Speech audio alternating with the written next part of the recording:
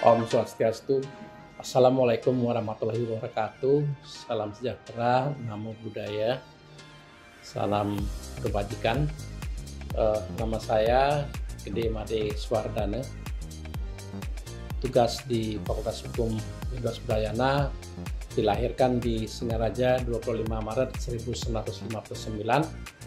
Sejak tahun 84 saya mengabdikan diri di Universitas Udayana sampai dengan hari ini, dan dikukuhkan sebagai guru besar tetap di bidang ilmu hukum pidana dan kriminologi.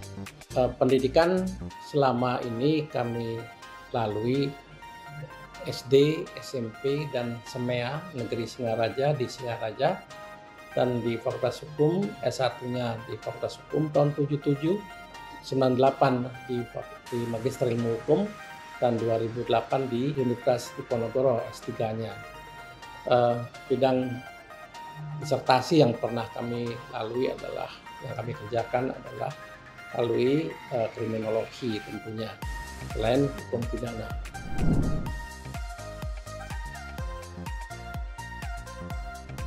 Orasi ilmiah yang akan kami sampaikan pada pengukuhan guru besar itu adalah mengenai obstruction of justice dalam tindak pidana konvensional dan non-konvensional. Kenapa kami mengangkat hal yang demikian? Karena ini cukup menarik. Di satu sisi adalah berkaitan dengan tindak pidana konvensional atau tindak pidana umum yang berkaitan dengan kitab undang-undang pidana, sedangkan non-konvensional, tindak pidana yang non-konvensional berkaitan dengan tindak pidana khusus. Nah, dua hal yang boleh dikatakan cukup menarik ini, karena di satu sisi ketika mantan Ketua DPR RI ya, Setia Novanto itu dengan dibantu oleh pengacaranya Fredrik Yuliadi itu menunjukkan sikap yang boleh dikatakan menghalang-halangi proses penyidikan, penyelidikan, penuntutan maupun di peradilan. Nah, dalam konteks kita berbicara mengenai obstruction of justice ini, tentunya kita akan melihat bahwa perbuatan-perbuatan yang dilakukan oleh baik itu pengacara maupun individu, atau boleh dikatakan yang berkaitan dengan masalah hukum, adalah orang-orang yang mencoba untuk melakukan penghalang-halangan atau menghalang-halangi proses terjadinya, mulai dari penyidikan, mulai daripada penuntutan sampai kepada proses peradilan. Nah, kasus-kasus yang muncul di situ adalah dalam bidang konvensional, itu kasusnya cukup terkenal juga, kasus Joshua Huta Barat yang berkaitan dengan Ferdy Sambo dan Putri Chandrawati, itu tentang kasus pembunuhan. Sedangkan untuk kasus-kasus yang berkaitan dengan korupsi adalah kasusnya Setia Novanto dibantu oleh pengacaranya si Fredrik Yunadi. Nah, itu untuk konvensional dan konvensional yang kami coba gabungkan. Kenapa hal itu terjadi atau apa saja yang masuk dalam kategori obstruction of justice? Antara lain adalah hiding a suspect atau menyembunyikan tersangka. Yang kedua adalah lying, ada perbuatan saksi atau tersangka yang berbohong, yang tidak secara jujur mereka mengemukakan pandangan-pandangan atau pendapat-pendapat atau pendampingan selama proses terjadinya perkara tersebut. Communist obstruction artinya bersekongkol bersama-sama untuk menipu penegak hukum. Nah, ini misalnya memperoleh barang bukti secara tidak wajar atau memusnahkan barang bukti atau menghancurkan barang bukti. Dan yang terakhir adalah tampering with evidence, adalah menunjukkan bahwa ada penghancuran barang-barang bukti atau alat-alat bukti, baik menyuap saksi ataupun memalsukan tindak pidana tersebut. Memalsukan tindak pidana tersebut artinya apakah dia masuk ke dalam kategori dalam tindak pidana korupsi umumnya, itu masuk ke dalam kategori apakah dia menyalahgunakan wewenang, apakah dia menyalahgunakan administrasi ataupun apa. Saya lanjut sekarang mengenai perbuatan yang dapat dijatuhi obstruction of justice. Itu adalah kalau dalam KUHP kita bisa melihat pasal 221 Kitab Undang-Undang Hukum Pidana. Artinya ada di sana ada sengaja menyembunyikan orang yang melakukan kejahatan, menolong orang untuk melarikan diri, membinasakan, menghilangkan, menyembunyikan benda-benda yang digunakan untuk melakukan kejahatan. Pasal 231, pasal 233 yang intinya hampir sama. Di sana ada menarik barang sitaan, menghancurkan, menggelapkan, tidak dapat dipakai atau menghilangkan dan lain sebagainya. Sedangkan perbuatan yang boleh dikatakan yang dijatuhi pidana terkait dengan tindak pidana khusus adalah di pasal 21. Pasal 221 KUHP ancaman hukumannya ringan 9 bulan. Tapi kalau terhadap tindak pidana khusus ya terkait dengan kasus yang pernah terjadi Setia Novanto dan Fredrik Yunardi, itu pasal 21 Undang-Undang Tipikor yang dikenakan. Kenapa itu yang digunakan? Karena misalnya sudah jelas dengan sengaja mencegah, merintangi atau menggagalkan secara langsung atau tidak langsung penyidikan, penuntutan maupun proses persidangan dan pasal-pasal yang mengikuti selanjutnya.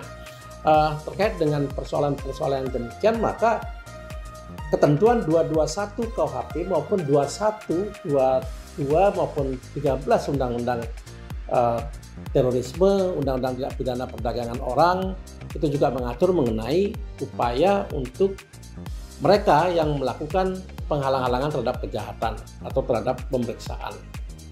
Nah, proses yang demikian tentunya boleh dikatakan sekarang kita sudah mulai memiliki Kitab Undang-Undang Hukum Pidana yang nanti akan diberlakukan mulai tahun 2026 karena di Undang-Undang Nomor 1 Tahun 2023 mengisyaratkan bahwa sosialisasi diperlukan selama proses 3 tahun itu.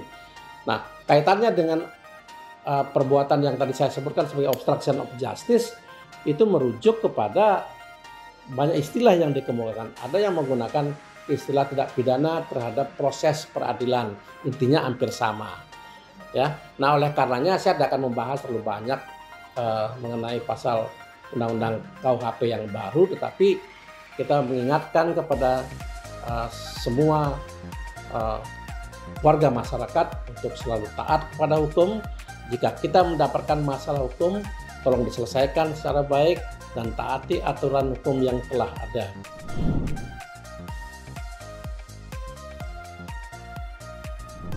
Ya, manfaat daripada penelitian atau tulisan karya tulis yang kami sampaikan ini adalah supaya kita lebih berhati-hati ya sebagai tersangka, sebagai saksi untuk taat pada aturan. Jangan mencoba untuk mengaburkan, menghilangkan, merusak barang bukti tersebut, dan ini ancaman pidananya selain pada ancaman pidana yang sebenarnya kita tidak masuk dalam kategori itu, tapi pada akhirnya kita akan klasifikasikan sebagai penghalang-halangan terhadap kejahatan tersendiri.